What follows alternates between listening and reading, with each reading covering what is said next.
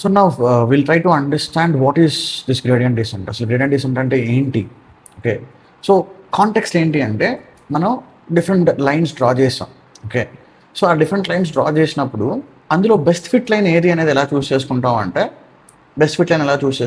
Which ever line gives you the best error, అంటే minimum error ఉండే, minimum mean squared error or minimum RMSA ఉండే line ఏదైతే ఉంటుందో దాన్ని బెస్ట్ ఫిట్ లైన్ అంటున్నాం. ఓకే, సో ఇక్కడ ఈ డేటా నుంచి పాస్ అయ్యేదానికి మనం హండ్రెడ్స్ ఆఫ్ లైన్ డ్రా చేయొచ్చు కాబట్టి అందులో నుంచి మాన్యువల్గా మనం చూస్ చేసుకోవడం కష్టం. ఈ లైన్ నాకు బెస్ట్ ఎర్రర్ ఇస్తుంది, అంటే బెస్ట్ మినిమం ఎర్రర్ ఇస్తుంది అనేది చూస్ చేసుకోవడం ఆబ్వియస్గా కష్టం.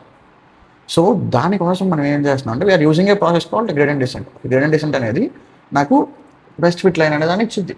ఓకే, సో ఎలా ఇచ్చిద్ది అనేది the most important thing. Okay, I'm not going in to the very much theory of this one, but నేను ఎలా వర్క్ అవుతుంది అనే క్లారిటీ మాత్రం ఖచ్చితంగా ఇస్తాను. ఒకసారి చూడండి. ఇక్కడ నేను ఏం చేస్తాను అంటే, ఓకే, ఒక లైన్ బెస్ట్ ఫిట్ లైన్ అని ఎలా చెప్తాం? లైన్ యొక్క పారామీటర్స్ ఏంటివి? ఎం అండ్ సి కదా. అంటే best m value best C value ఇచ్చాను అంటే దాన్ని యూజ్ చేసుకుని మనం లైన్ డ్రా చేసుకోవచ్చు కదా, ఆర్ ప్రిడిక్ట్ చేయొచ్చు కదా. ఈ రెండు ఉంటే కెన్ వి ప్రిడిక్ట్? మనం దీన్ని ఎంఎక్స్ ప్లస్ సిలో ఇంప్యూట్ చేసుకుంటే మనకు వై ప్రిడిక్ట్ వచ్చేస్తుంది. ఓకే, సో బెస్ట్ అని ఎలా చెప్తామంటే ఒరిజినల్ డేటాకి అంటే యాక్చువల్ డేటాకి మనం ప్రెడిక్ట్ చేసిన డేటాకి రెండింటి డిస్టెన్స్ తక్కువ ఉంటే ఎర్రర్ అనేది ఆబ్వియస్గా తక్కువ ఉంటుంది. సో అలా తెచ్చుకుంటాం అనమాట బెస్ట్ ఫిట్ లైన్ అనేదాన్ని. Okay, so let's say X axis మీద నాకు ఎం వాల్యూ ఉంది. Okay, first best m value చూసుకుందాం, తర్వాత సి వాల్యూ చూసుకోవచ్చు. Okay, so best m value కోసం నేను ఏం చేశాను అంటే ఎం అనే వాల్యూని ఎక్స్ యాక్సిస్ మీద పెట్టా, మీన్ స్క్వేర్డ్ ఎర్రర్ అనేదాన్ని వై యాక్సిస్ మీద పెట్టాను. ఓకే, సో ఎందుకంటే ఎర్రర్ ఇదే కదా, మీన్ స్క్వేర్డ్ ఎర్రర్ అనే దాన్ని మనం ఒక ఎవాల్యుయేషన్ మెట్రిక్గా తీసుకుంటున్నాం. ఓకే, డిఫరెంట్ వాల్యూస్ చూస్ చేసుకున్నాం ఇక్కడ. ఓకే, స్టార్టింగ్ ఫ్రమ్ 0, 1, 2, 3 ఇవన్నీ ఎర్రర్ పారామీటర్స్ అనమాట. ఓకే, ఒక చిన్న పాయింట్ అబ్జర్వ్ చేయండి. ఇక్కడ నేను y = mx + c తీసుకున్నాను. ఓకే, సో నేను m క్యాలిక్యులేట్ చేస్తున్నా కాబట్టి I will put c as constant. cని 0 చేసేసుకుందాం. ఓకే, cని 0 అనుకుందాం. ఓకే, ఇది ఇప్పుడు 0. ఓకే, సో ఇక్కడ అబ్జర్వ్ చేయండి, m 0 తీసుకున్నాం. ఓకే, సో y = 0 అయిపోయింది. ఓకే, అంటే ఇదేంటిది y ప్రెడిక్టెడ్ కదా. ఓకే, సో y ప్రెడిక్టెడ్ 0 అయిపోయింది ఎందుకంటే m 0 తీసుకున్నాం కాబట్టి. ఓకే, m = 0 తీసుకున్నాం కాబట్టి 0 × x 0 అయిపోయింది, y ప్రెడిక్టెడ్ 0 అయిపోయింది. ఓకే, సో ఇప్పుడు ఎర్రర్ ఎంత ఉంటుంది? y actual minus y pred. Okay, y pred ఎంత? 0. ఓకే, సో y యాక్చువల్ అనేది will be equal to error. అంటే y యాక్చువల్ ఎంత అయితే ఉంటుందో అదే ఎర్రర్ అయిపోయింది, అందులో అసలు ఏమీ తగ్గల. So that will be at the maximum position, ఈ పొజిషన్లో ఉంటుంది. ఓకే, సో మీకు జస్ట్ నెక్స్ట్ స్టెప్ క్లారిటీ వచ్చేస్తుంది. ఓకే, సో ఇప్పుడు నేనేం చేశానంటే m = 1 తీసుకున్నా. ఇక్కడ ఉంది కదా 1 తీసుకున్నప్పుడు నాకు ఈక్వేషన్ ఎలా ఉంటుంది? y = mx + c. m ప్లేస్లో 1 పెట్టాను, 1 × x + 0. ఓకే, సో ఇప్పుడు y = x అయిపోయింది, అంటే y ప్రెడ్ = x. ఇప్పుడు ఎర్రర్ ఎంత? y యాక్చువల్ మైనస్ y ప్రెడ్ కదా. సో y ప్రెడ్ ఎంత? y actual minus x. అంటే x ఎంతైతే ఉంటుందో అది మనం సబ్స్ట్రాక్ట్ చేస్తున్నాం. ఓకే,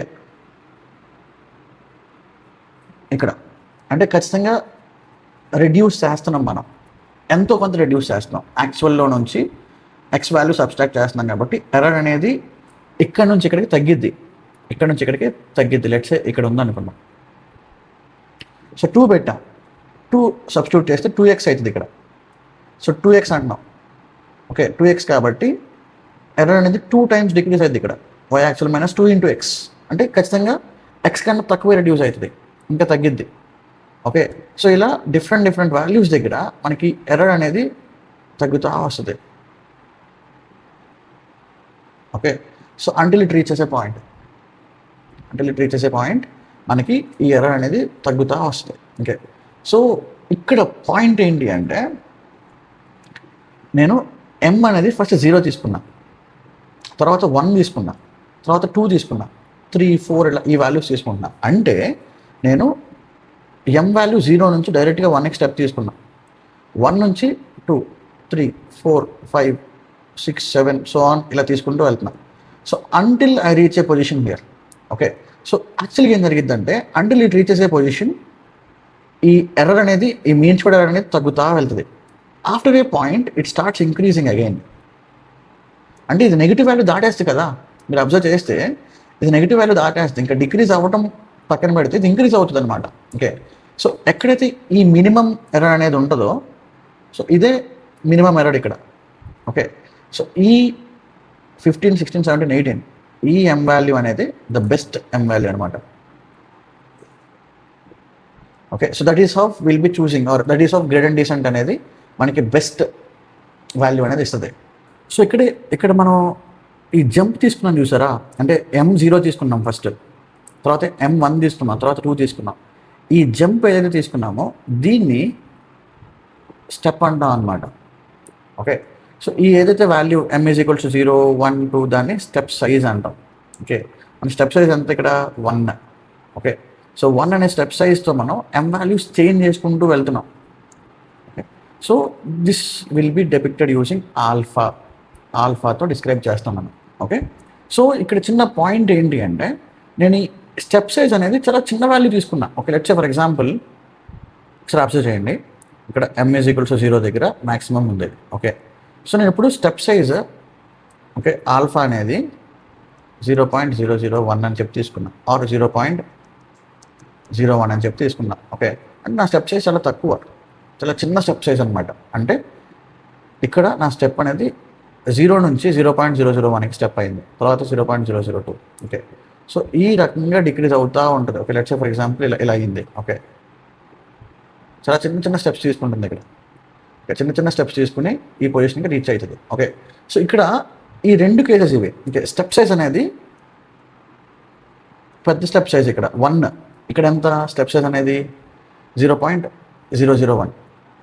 ఓకే, సో చిన్న స్టెప్ సైజ్ అనమాట. ఓకే, ఈ రెండింటిలో ఏది అడ్వాంటేజ్ ఏది డిసడ్వాంటేజ్ అంటే రెండింటికి ఉండే యూస్ కేసెస్ రెండింటికి ఉన్నాయి, అలాగే డిసడ్వాంటేజెస్ కూడా ఉన్నాయి. Okay, let's say for example ఇక్కడ నాకు స్టెప్ సైజ్ 18 దగ్గర నాకు మినిమం వచ్చింది అనుకున్నా, తర్వాత 19 దగ్గర మళ్ళీ పెరిగిపోతుంది, 19కి వెళ్ళేసరికి మళ్ళీ పెరిగిపోతుంది, 20 దగ్గర ఇంకా పెరిగిపోతుంది. లెట్స్ సే నాకు 18.01 ఆర్ 18.02 దగ్గర నాకు ఈ మీన్ స్క్వేర్ అనేది చాలా మినిమం ఉండొచ్చు.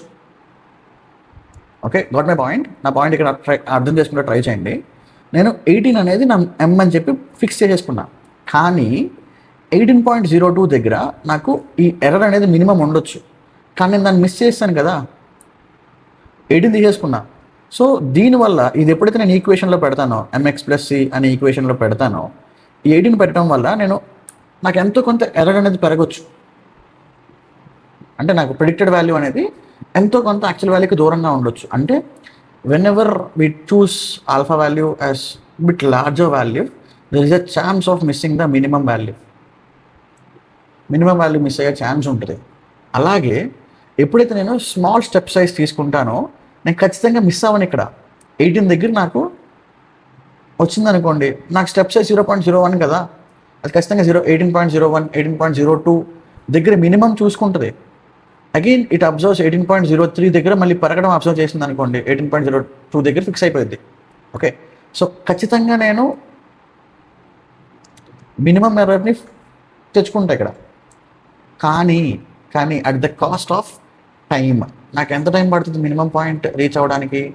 ప్రతి స్టెప్ 0.01 తీసుకుని అది మొత్తం అంతా క్యాలిక్యులేట్ చేసుకుంటూ వెళ్ళేసరికి చాలా టైం పట్టేస్తుంది. ఓకే, సో ఈ ప్రాసెస్ అంతా జరగడానికి నాకు ఇక్కడ డిసడ్వాంటేజ్ ఏంటి అంటే టైం అన్నమాట. సో నాకు టైంతో పెద్ద ఫరక్ పడదు నాకు, but I want good results అనుకుంటే మినిమం స్టెప్ సైజ్కి వెళ్తాం.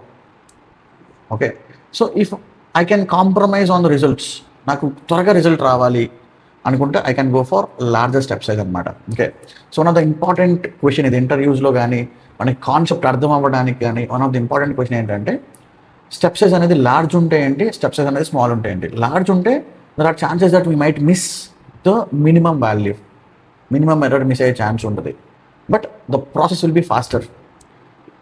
సో ఇక్కడ ఎప్పుడైతే మన ఆల్ఫా వాల్యూ స్మాలర్ ఉంది అనుకుంటే will never miss or there are very very minimal chances that will be missing the minimum error, but the time taking will be higher than the larger value. Okay, so this is how the gradient descent works. Gradient descent అంటే it's a process of choosing best m and c value with respective to error. అంటే ఎర్రర్ని చూసుకుంటూ best m value best c value వస్తుంది. ఇదే process c కూడా జరిగింది అనమాట. c value x axis మీద ఉంటుంది, MSc అనేది y యాక్సిస్ మీద ఉంటుంది. సో డిఫరెంట్ c వాల్యూస్ని చేంజ్ చేసుకుంటా నాకు ఎక్కడైతే బెస్ట్ ఎర్రర్ ఇస్తుందో ఈ రెండు వాల్యూస్ని ఫైనల్గా మనకి ఇస్తుంది అనమాట ఈ గ్రేడియంట్ డిసెంట్ అనేది. ఓకే, సో ఒకవేళ స్టేట్మెంట్ లాగా చెప్పాలి అంటే, so gradient descent is an optimisation process of error which gives us best m and c value. Okay, so ఇది మనం ఒక స్టేట్మెంట్లో చెప్పుకోవచ్చు అనమాట. అసలు గ్రేడియంట్ డిసెంట్ అంటే ఏంటి అంటే, gradient descent is an optimisation process of an error, mean squared error which gives us best m and c value, అంతే. సో నెక్స్ట్ మనం అంటే మనకి best m value best c value వచ్చేసినాయి మనకి. సో ఆ రెండింటిని తీసుకుని ఈక్వేషన్లో పెట్టుకుంటాం, క్యాలిక్యులేట్ చేసుకుని ప్రెడిక్షన్స్ అనేవి తెచ్చేసుకుంటాం అనమాట. ఈసారి మనకి ఖచ్చితంగా ఎర్రర్ అనేది మినిమం వస్తుందని గ్యారంటీ ఉంది, ఎందుకంటే మనం ఆ వాల్యూస్ అనేవి గ్రేడియంట్ డిసెంట్ నుంచి తెచ్చుకున్నాం మనం. ఓకే, సో ఇక్కడి వరకు మనం అసలు గ్రేడియంట్ డిసెంట్ అంటే ఏంటి అనేది చూస్ చేసుకున్నాం. ఓకే, సో నెక్స్ట్ వీడియోలో ఈ లీనియర్ రిగ్రెషన్ యొక్క ప్రాక్టికల్ ఇంప్లిమెంటేషన్తో కలుద్దాం. అంటిల్ దెన్, జై హింద్.